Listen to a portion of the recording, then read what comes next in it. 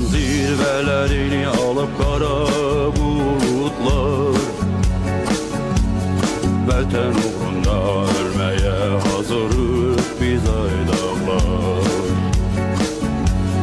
Bu dağlardan o yana, qayalardan o yana, qələbələ dönəcəyik, məni gözlə ayana.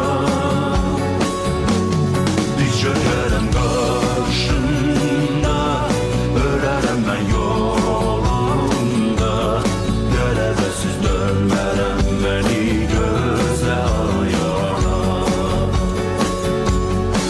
Yaralı əskər dostunu çinində daşıyanlar,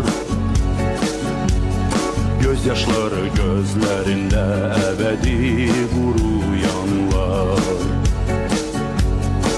Vahimə ağrı ayrılıq itki görən körpələr, saf uşaqlıq çağlarını dağlarda itirənlər.